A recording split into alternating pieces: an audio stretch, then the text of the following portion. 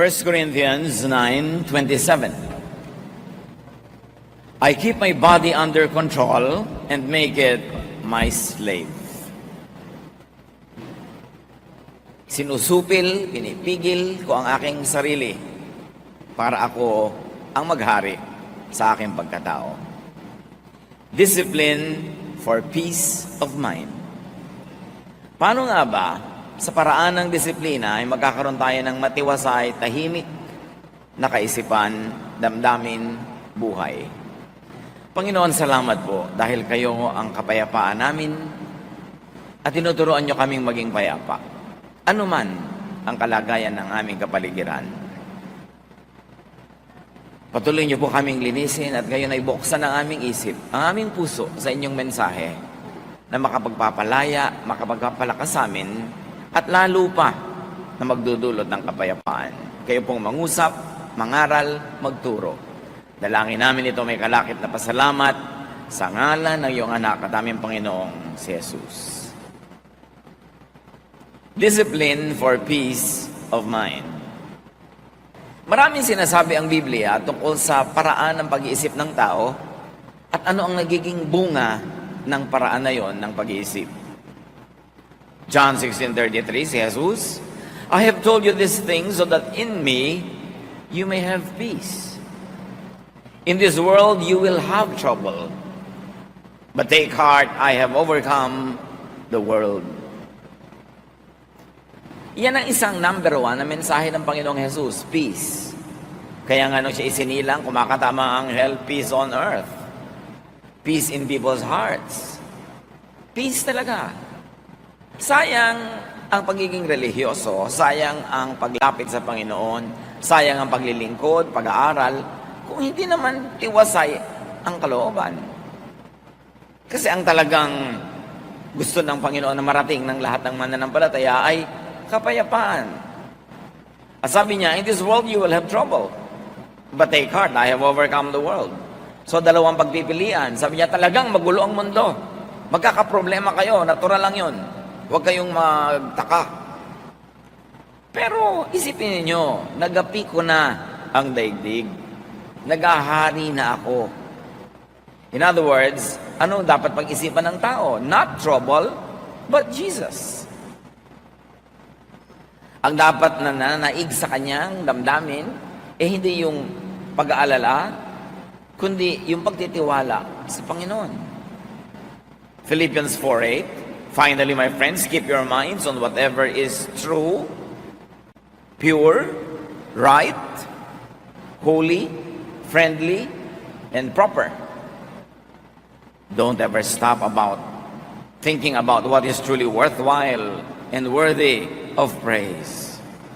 Sabi niya, imbes ang isipin ninyo yung mga kasinungalingan, mga nakakagulo, mga maruruing bagay, mga nakakaligalig, masasama, mali. Huwag kayong tumigil ng pag-iisip, pagtotoo ng isip tungkol sa mga kanais-nais, magagandang bagay na nakakapuri sa Panginoon. In other words, we are given choices of what to think of. Pwede kang mag-isip ng trouble, pwede kang mag-isip ng peace, pwede kang mag-isip ng Satan, pero pwede kang mag-isip ng God.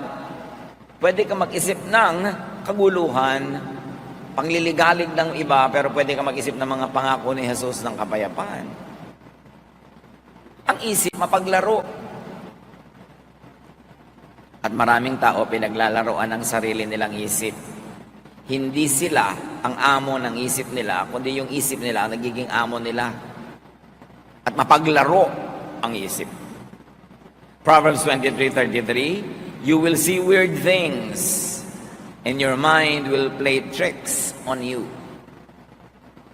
Kaya mga taong matatakotin sa multo, may dumadaan lang na hangin, nakakakita yan ng multo. Yung mga taong matatakotin sa end times, mayroon lang nangyari dito, may nangyari doon na konting ganito, end times na sa kanya yun. Yung mga tao na laging maraming galit, hindi mo naman ginagalit, nagagalit din agad. Kasi may mga tanim na agad na galit, madali nang tumubo. Paglalaruan ka ng isip mo, at ililigaw ka ng isip mo. There are mental tricks and mental illusions. So watch your mind. Yung mga selosa, lagi nakakakita ng pagsiselosan. Yung mga takot na takot mawala ng pera, laging nakakakita ng paghihirap at pagdarahop. Yung takot na takot sa sakit, laging nakakakita at nakakaramdam ng kung ano-ano. Mga laro ng isip. Matthew 6:34, don't worry about tomorrow. It will take care of itself. You have enough to worry about today. Si Jesus namin sabi noon, pagkatapos maraming Kristiyano, walang iniisip kundi end times sa babukas, end times sa next month, end times sa back. Sabi, don't worry about it. Not even the Son knows about it, only the Father. It means it's not for you to know.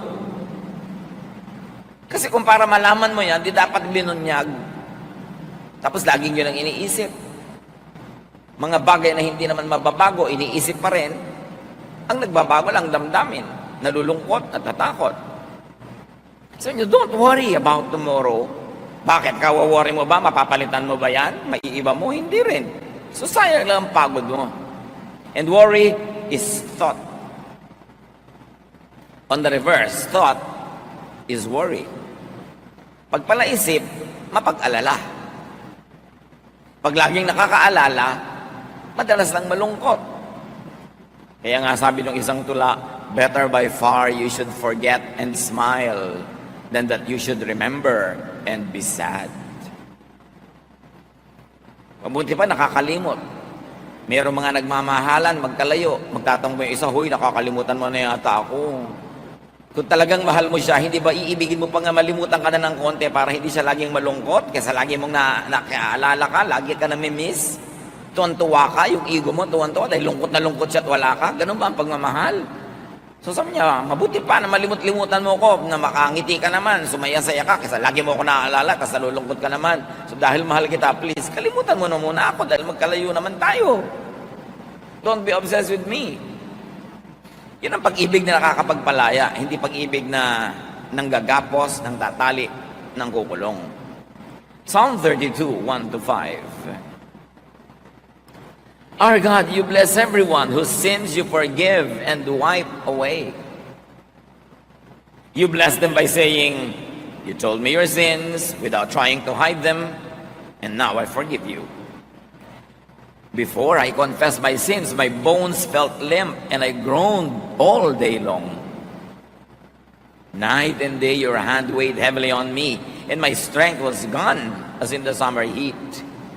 So, I confessed my sins and told them all to you, and I said, I'll tell the Lord each one of my sins. Then you forgave me and took away my guilt. Nandito na yung buong theology ng sin and forgiveness. Ang Diyos ang nag-aalok. Patatawarin ko kayo sa inyong mga kasalanan. Pupunasan ko, papawiin, aalisin ang bahid ng karumihan. Pagpapalain ko kayo. Ipinagtatapat nyo sa akin ang inyong mga kasalanan, hindi nyo itinatago, hindi nyo ipinagkakaila. Patatawarin ko kayo. Ganun kasimple ang deal ng Diyos sa atin. Until religious intercessors and priests stood between men and God and made the business of forgiveness complicated and expensive. Pero kung sa Diyos lang, may magtapat kayo sa akin, huwag kayong magkaila, patatawarin ko kayo, di matatanggal yung guilt nyo. Ang hirap yatang mag-guilty. Pero ang mga religyoso, lagi nagpapag-guilty. Because they can control people who are guilty. Pero ang Diyos, sabi niya, huwag niyong buhatin yung guilt nyo. Gusto ko maluwag ang loob nyo. At sabi ngayon itong awit, bago ko ipinagtapat, bago ko inamin at hiningi ng tawad ang mga kasalanan ko, kasakit na mga buto ko. Para ako may bone cancer. Umaatungal ako araw-gabi sa sakit. Araw-gabi, napakabigat ng pasanin ko. At ang aking lakas ay parang sinisipsip ng init ng tagaraw. Kaya naman, ipinagtapat ko sa Diyos sa aking mga kasalanan. Wala akong iniwan. Hiningi ko ng tawad. At pinatawad niya ako. Inalis niya ang aking heavy guilt feelings. Ang ministry ng Diyos, mang-alis ng guilt. Ang ministry ng mga relihiyosong nagpapahirap ng buhay ng kapwa, magpagilty. Kumusta? Ang damdamin nyo ngayong oras na to, kayo ba'y punong-puno ng guilt o malaya, magaan? Hindi dahil holy kayo, hindi dahil tayo ay perfect, kundi dahil nagtatapat tayo sa Diyos at pinapatawad naman niya tayo, ito yung nagtatapat tayo. Mahirap na dala ng isip yung guilt. But guilt, forgiveness, peace, are all thoughts. Nasa isip yan. Confess unto peace. Diretso sa Diyos. Hindi mo kailangan padaanin pa kung kani-kaninong tao yung confession mo. May bayad pa. Diretso sa Diyos. Yan ang gusto niya. Yan ang pinapalaya niya tayo. Hindi niya tayo hinahanapan ng perfection. Ang ginawa niya para mawala yung guilt natin, hindi siya nagre-require ng 100% holiness. Ipagtapat mo lang, ihingi mo ng tawad, and you are wiped clean. Not because you are clean, but because you are made clean by God, by God's kindness, and especially by God's kindness through the work of Jesus. Romans 8, 1-2. If you belong to Christ, you won't be punished. Tapos yung iba, takot na takot pa. Ay, Kristiyano na ako, pero nagkasala ako. Meron naman akong parusahan, tanggal na naman ang salvation ko. Sinabi na nga, if you belong to Christ, you won't be punished. Bakit ang kulit? Gustong-gusto yung may punishment. At gustong-gusto ng mga ibalang teacher, laging may punishment. Kasi ito yung may punishment, nagigilty ang mga tao. Ito yung nagigilty, mas madali silang pasunurin. If you belong to Jesus Christ, you won't be punished. Mahirap bang maintindihan yan? The Holy Spirit will give you life that comes from Christ Jesus, not from your own deeds, not from your own performance, but from Christ Jesus, and will set you free from sin and death. When you are freed from sin, it doesn't mean you are freed from committing sin, because kahit na kay Christ ka na, once in a while you fall and commit sin. So what does it mean you will be freed from sin? You will be freed from the punishment of sin, because Jesus took the punishment. And you will be freed from the guilt of sin, because when you know that when you confess of the Lord, He forgives, therefore you are free from the guilt and the punishment of sin. But no Christian is really free from the actual act of doing sin, because God knows that we are not perfect. God remembers that we are dust. Kaya naglagay siya ng daan para makabalik ang lahat ng nadadapa. Confession. If we confess our sins, He is faithful and just and will forgive us and will give us a renewed heart. Hindi yun mahirap maintindihan.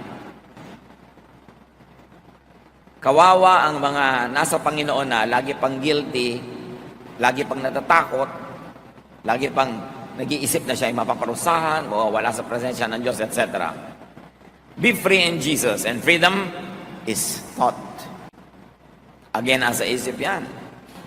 Meanwhile, the thought of torture is punishment. Pag naiisip mong mapaparusahan ka, naiisip mong magugunaw ang mundo, maiisip mong dadali ka sa impyerno na naman, nasa Panginoon ka na, matutorture ka lang. Nawawala yung joy of your salvation, bagamat hindi nawawala yung salvation. Romans 6:14, don't let sin keep ruling your lives. You are ruled by God's kindness and not by the law. Hindi ang ibig sabihin ng don't let sin keep ruling your lives, dapat hindi ka na nakakasala. Ang ibig sabihin nun, yes, nagkakasala ka pa rin, hindi ka talaga perfect, ang kapatid mo, ang mga kasama mo, magkakasala pa rin. Pero huwag yung takot sa parusa ang maghari sa buhay nyo. Ang paghariin nyo sa buhay nyo ay ang Diyos, ang kanyang kabaitan, at hindi yung law na nagbibigay ng punishment. Romans 6:14, read it over and over again. Don't let sin keep ruling your lives. In other words, don't let the fear of sin and the guilt of sin keep ruling your lives. You are ruled by God's kindness, not by your perfection, not by the law, or not by obeying the law.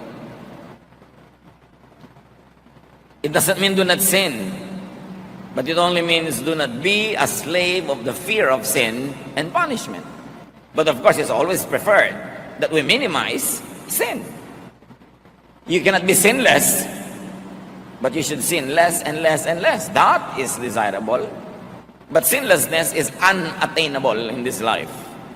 Sino man ang mag-iisip noon ay laging mabibigo, laging magigilty, matotorture, wala yung peace. Kaya alam mo na hindi yun ang tamang reading . Kasi pag tama ang reading mo ng scripture at application, ang bunga, peace. Thought of sin is master. But the thought of life in Jesus is liberator and your new master. Anong kinalaman ng mga verses na yan sa gusto natin pag-usapan na discipline for peace of mind? Inisa-isa lang naman natin ang mga pwedeng magtanggal ng peace of mind, di ba? Anong disiplina ang kailangan natin para maghari yung peace of mind? Unawain ito. Thoughts become emotions, and emotions become blood chemistry. Pag may naisip ka, magiging emosyon yun. Either nakakalungkot ang naisip mo, lulungkot ka, nakakasaya, sasaya ka, nakakapagpaselos, magseselos ka, nakakapagpainggit, maiinggit ka. Basta may inisip ka, magkakaroon yun ng emotional equivalent in your system. And your emotion will change your blood chemistry. Napatunayan na ng siyensya yan. Kahit nga ang pag-iyak, bakit ang iyak ng iyak bago matulog, biglang ang sarap ng tulog? Kasi napatunayan na sa luha, kasama yung mga toxins, mga lason related to stress. Yung naninigas ang katawan mo, yung ikaw ay halos himatayin, yung hirap na hirap ka, yung toxin na yon lumalabas kasama ng luha. Kaya nalungkot ka, lumuha ka, lumabas yung toxin. Kaya yung mga hindi umiiyak, yung ayaw umiyak, nagtitigas-tigasan, yun na biglang naninigas eh. Kasi di na ilalabas yung emosyon. So, kung anong iniisip mo, magiging blood chemistry.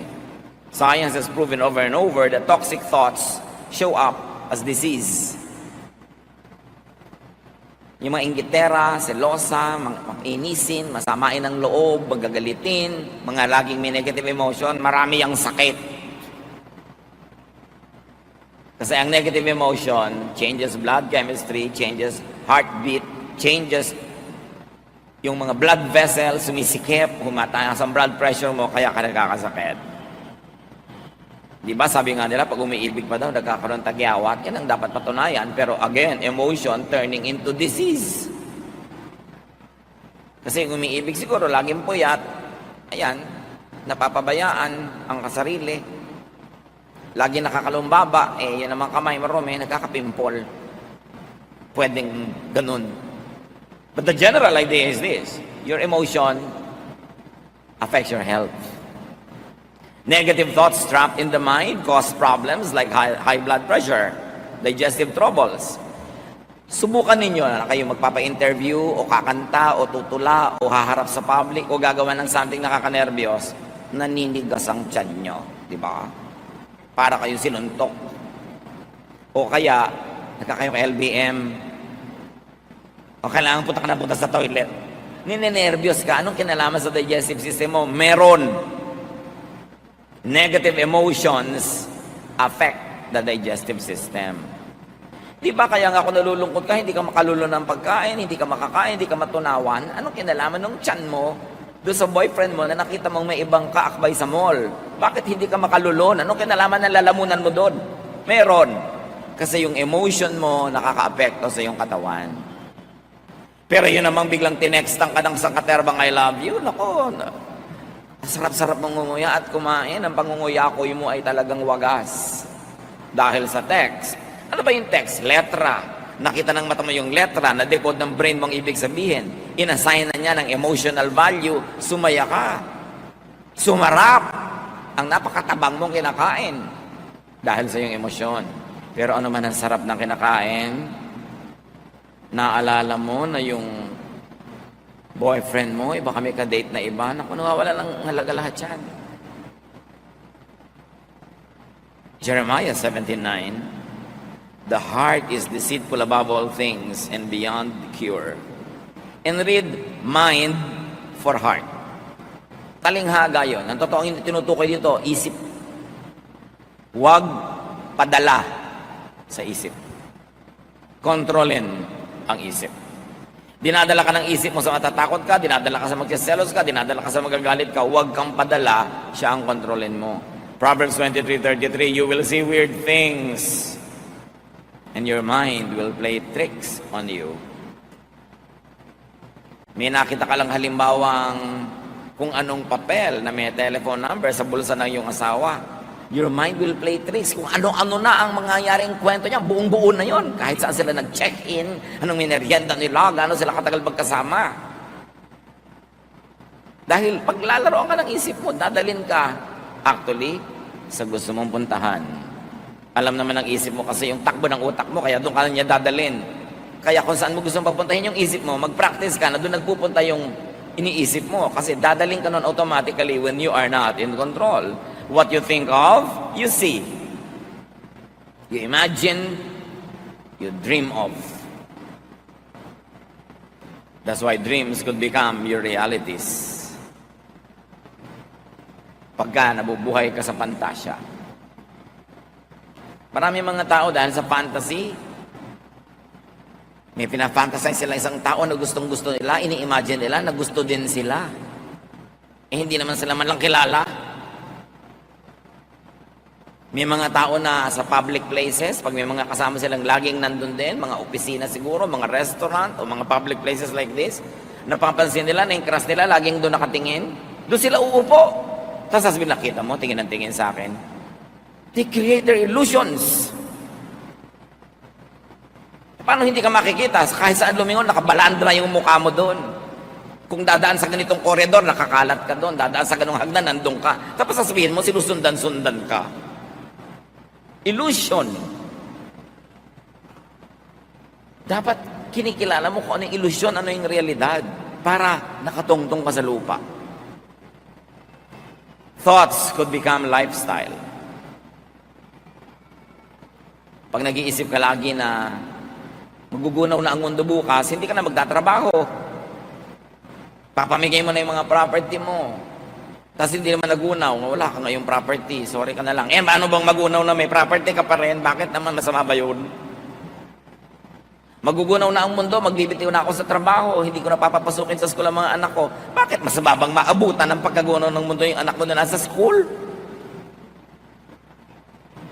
Pagka lagi mong iniisip, it will become your lifestyle. Thoughts could become actions, habits, behavior, character.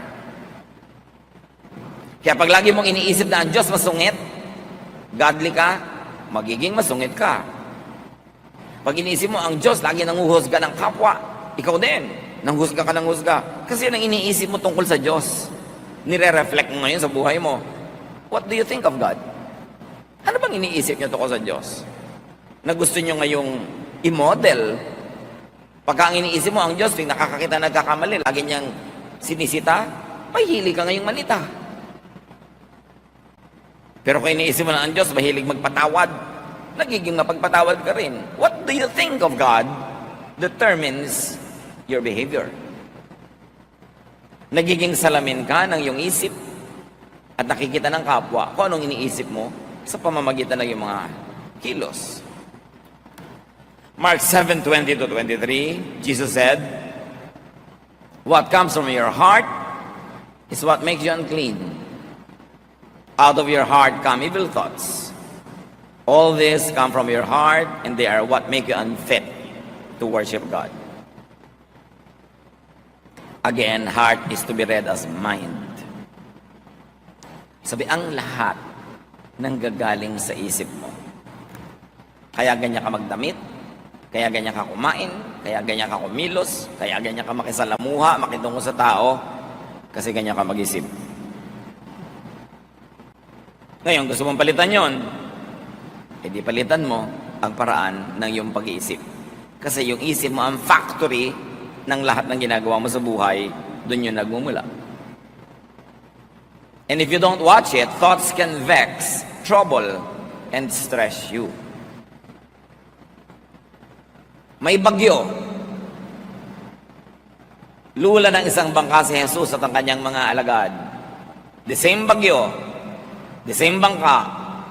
Group 1, worried yung mga disciples. Group 2, nag-iisa si Jesus, sleeping. Magkaiba kasi sila ng iniisip tungkol doon sa bagyo eh. So merong relaxed. Kumisan nga, ibig-ibig mong mainggit doon sa mga taong sobrang relaxed. Wala na kayong pambayad sa kuryente, yung asawa mo, relax pa eh. Ikaw worried na. Di ba? Wala kayong kakainin bukas, walang pang-enroll ang mga bata, yung asawa mo relaxed. Ikaw, ngarag. 20 years later, pareho pa rin kayong buhay, pero ikaw, pumangit, tumanda. Siya, relaxed pa rin. Kaya gusto mong ibig sabihin, mabuti pa yata itong ganito, sobrang relax eh. Ako, pagod na pagod dito. Yun ang blessing sa mga relax. May mga pagod na pagod to keep them relaxed. Eh, sobrang ka kasing responsible. Wala pala kayong kakainin, wala siyang ginagawa. Subukan mong wala rin gawin. Pag pareho kayo nagutom, may gagawin na rin yan eh. Eh, lagi mo kasi sinasagot yung problema, sinasalo, eh, hindi nagre-relax siya. Yung kapatid mo, sobrang relax kasi umaasa sa'yo. Nag-asawa, umaasa sa'yo. Nagkaanak, umaasa sa'yo. Pagod na pagod ka. Subukan mong gutumin niya mga yan pag hindi kumilos. Eh, hindi mo naman kasi ginugutom at alam niya yon, kaya ikaw mapagod, relax siya. That's life. Choice mo yan eh. Kuminsan para ring sumpa pag sobra kang responsible, ano? Lalo sa mga pamilya, pag maaga pa lang na-identify nila kung sino yung responsible, lagot ka buong buhay. Magpapabaya sila kasi alam mong di mo matitiis. Subukan mong tiisin. Baguhin mo yung pag-iisip. Hindi reklamo ka ng reklamo. Tamad-tamad ng kapatid ko, tamad-tamad ng ganito. Eh, lagi mo kasi sinasalo. Hayaan mo malaglag. Pag hindi nagbago ng pag-iisip yan. Minsan yung mga sobrang responsible, nagiging konsentidor na eh. We are already tolerating very bad behavior by rewarding the lazy and punishing the masipag. Yun ba ang justice ng Diyos? No. If you're always troubled in the spirit, identify why. Daniel 7:15, I, Daniel, was troubled in spirit, and the visions that passed through my mind disturbed me. You see? Yung mga mahilig makakita ng vision, lagi na di-disturb. Well, once in a while, there are people who are really given visions so they could warn others. But most of the time, hindi naman vision yan eh. Subdivision, guni-guni. Marami mga self-appointed prophets, nakakakita ng demonyo kahit sa tasa ng tiya. Tinatakot ang buhay niya, tinatakot ang lahat. Everything is in God's hands. Why try to control what you cannot control? Ano ang nagpapagulo sa ating isip? Salain ang isip, kontrolin ang isip. Thoughts can calm, can soothe, can relax you. You see, in the same mind, thoughts that can stress you can thrive. But also in the same mind, thoughts that can relax you can flourish. So bakit man naman papapasok na lagi yung nakaka-stress? Bakit hindi yung nakaka-relax? Manonood ka ng sine, horror pa. Ba't yun nalang comedy? Ang lungkot-lungkot pa, nagbayad ka pa para ka malungkot at bigat-bigat ng dibdib mo paglabas, gumagapang ka pa palabas ng sine dahil ang lungkot. Why? You have a choice. Psalm 119:52, I remember, Lord, your ancient laws, and I find comfort in them. So you see, ang daming laws, pero ang sinofocus niya, yung nakaka-relax, yung nakaka-comfort. E di ang bunga sa buhay niya, comfort. Psalm 27:4, one thing I ask from the Lord, this only do I seek, that I may dwell in the house of the Lord all the days of my life, to gaze on the beauty of the Lord. Isa lang naman ang hiling ko sa Diyos, sabi niya, na araw-araw nandun ako sa kanyang tahanan para pagmasdan ko, malimi-limi, maisip-isip ko ang kanyang kagandahan. Because beauty relaxes. So, sabi niya, gusto kong magpunta sa church araw-araw para ako ma-relax, para ma-enjoy ko ang kagandahan ng Panginoon. Tapos magpunta mo doon, marami mga bully, marami mga huwes, marami mga hukom, marami mga abogado na umuusig sa'yo, nagja-judge sa'yo, hindi nakaka-relax yun. Hindi dapat ganun ang atmosphere in the house of the Lord. As you think, you become. You become, you are your thoughts. Ano ba talaga ang nagde-define ng ating pagkatao? Hindi yung ating pag-iisip. Ikaw ay ang pag-iisip mo. Ang pag-iisip mo ay ikaw. Proverbs 23:7, for as he thinks in his heart, so is he. Paano ka mag-isip? Magiging ganun ka. So change your life by changing your thoughts. Ang sinasabi lang natin, change yung nakaka-stress, yung nakakagulo. Yun namang nakakapagpasaya, di huwag nyo nang palitan dahil masaya na kayo eh. O kaya palitan nyo ng mas nakakasaya pa. Romans 12:2, let God change the way you think. Then you will know how to do everything that is good and pleasing to Him. Gusto ng Diyos, relax ka, peaceful. Ayaw niya na ikaw ay stressed and vexed and troubled and afraid. Hindi business ng Diyos manakot. Business niyang magpatahan ng umiiyak, magpapayapa, umalo-alo para tayo matahimik. 1 Corinthians 14:20, stop thinking like children. In regard to evil, be infants. But in your thinking, be adults. Grow up. Tigilan ang pag-iisip bata, lalo't hindi ka na talaga bata. Baguhin ang pamamaraan. Sabi ni Paul, when I was a child, I thought like a child, I spoke like a child, I reasoned like a child. But now that I'm a man, I gave up childish ways. Ganon din tayo sa ating spiritualidad. Dapat mag-mature. Change what gives you trouble. Change the way you think so that you will be happier. You will be more peaceful. Think your way into mental, emotional, and physical rest. Yung kapahingahan, parang isang pupuntahan. Yung pag-iisip, yun yung ruta na dinadaanan mo. Mag-isip ka sa paraan, ang ending, restful. Ang ending, relaxing. So think your way into rest, into relaxation, into peace, into serenity. 2 Corinthians 10:5, we demolish arguments and every pretension that sets itself up against the knowledge of God, and we take captive every thought to make it obedient to Christ. Ginigiba namin ang lahat ng anumang pangangatwiran at mga pagkukunwari na bumabangga sa tunay na pagkakilala sa Diyos. At ipinabibihag namin ang anumang iniisip namin kay Kristo. Binibihag, ginagapi, kinukulong, ginagapos namin aming utak para ito pasunurin kay Kristo, hindi kay Satan. At hindi lang yun tungkol sa paggawa ng kabanalan at mga karelihiyosohan. Yun ay tungkol sa paghahanap ng tunay na kapayapaan, katahimikan, pahinga na siyang ibig-ibigay ng Diyos sa pamamagitan ni Jesus. So, binabangga, dinudurog namin ng anumang mga pagpakunwari na karunungang makadiyos. Pero kung ang ending nakakagulo, nakakapagpagulo, nakakatakot, hindi yan galing sa Diyos, binabangga, dinudurog namin yan. Yan ay isang pagkukunwari. Kung paano mo malalaman na masarap ang luto, pag tinikman mo na, doon mo malalaman kung tama ang interpretation of God's Word. Pag ang ending sa buhay mo, peace, serenity, love, quietude.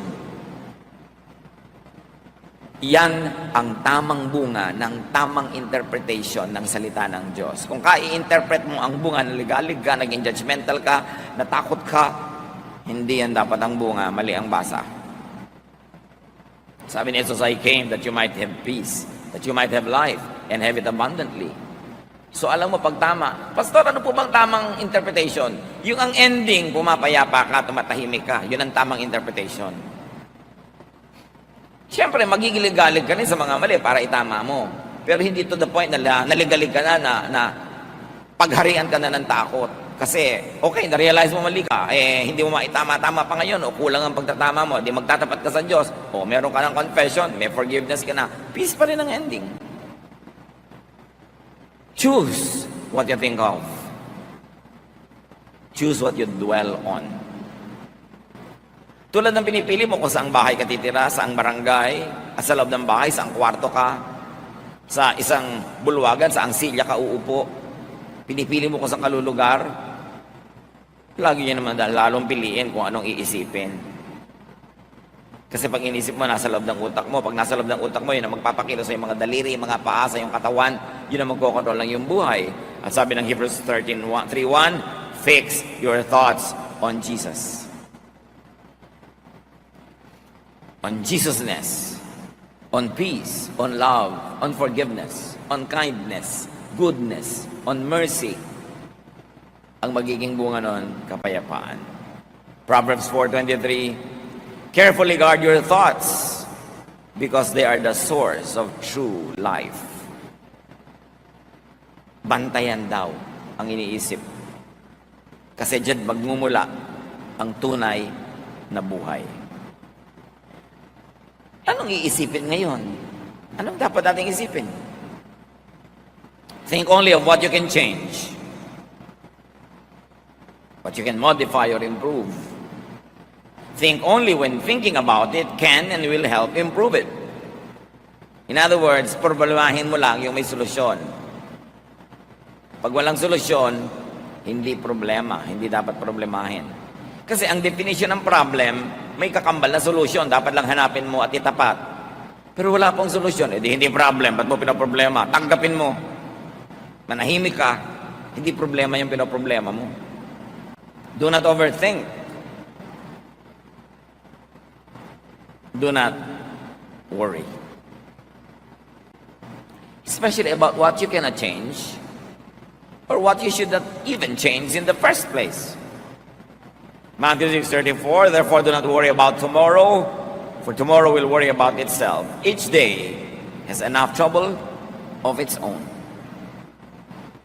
Problemahin mo lang yung ito malapit, kaya mong hipuin, yung malayo, wag. Hindi mo nga alam kung darating yung malayo. Do not think, do not overthink about what cannot be changed. Yung anak ko po ayaw magbago. Hindi wag mong baguhin. Ayaw palang magbago eh. Bakit mo pinoproblema?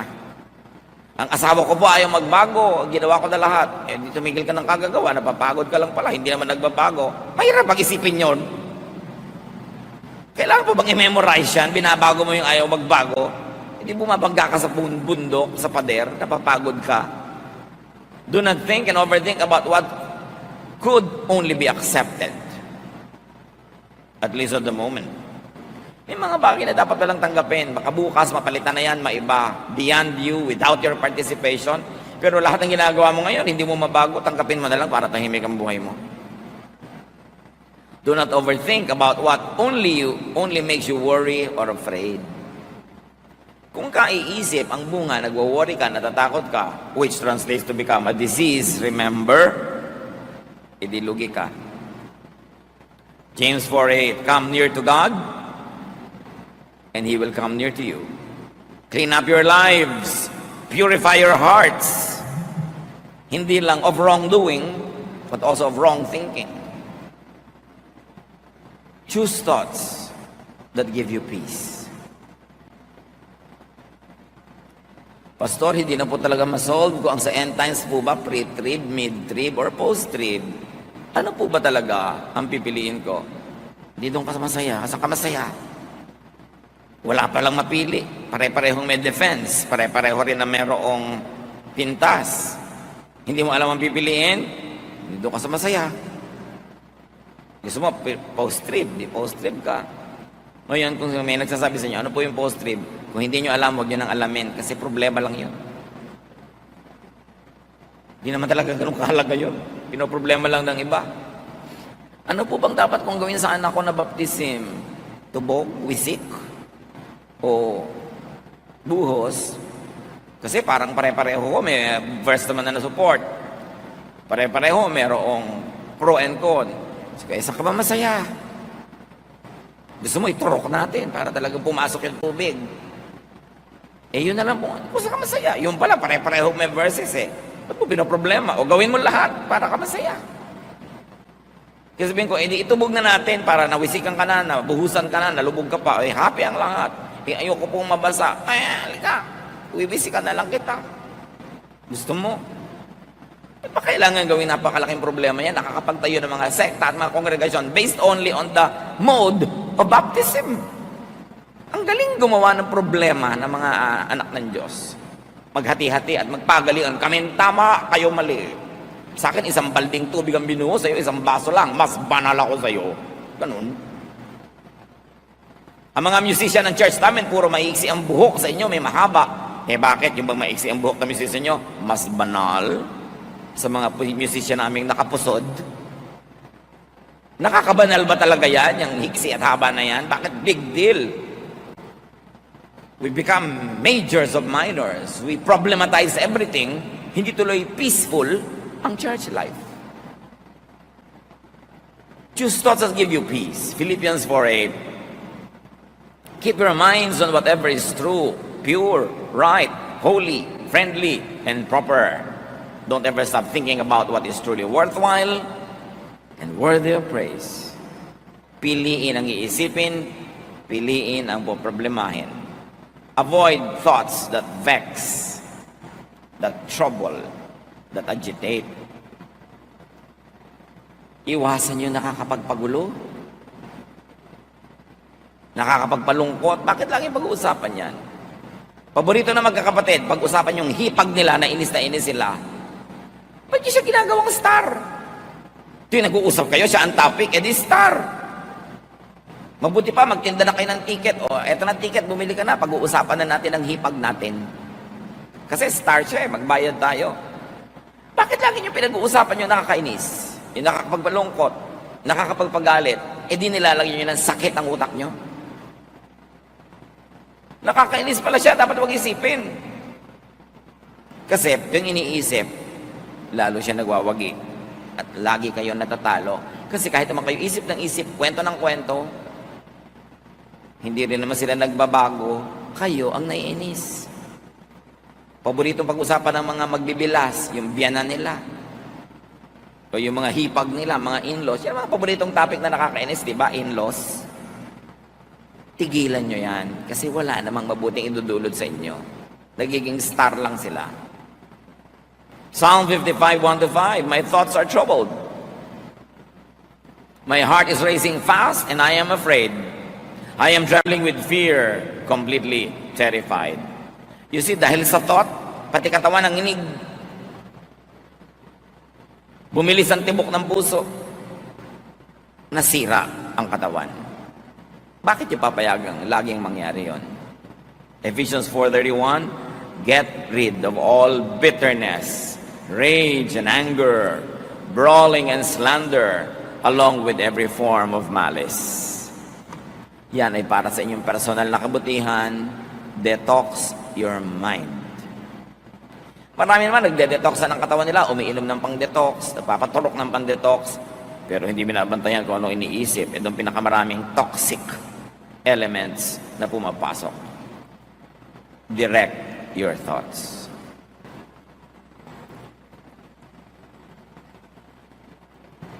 Turuan, utusan, akayin ang isip. Colossians 3:2, set your mind on things above, not on earthly things. Set your mind on things that give peace and serenity, not on those that trouble you. Kaya mga kapatid, very clearly, discipline your mind.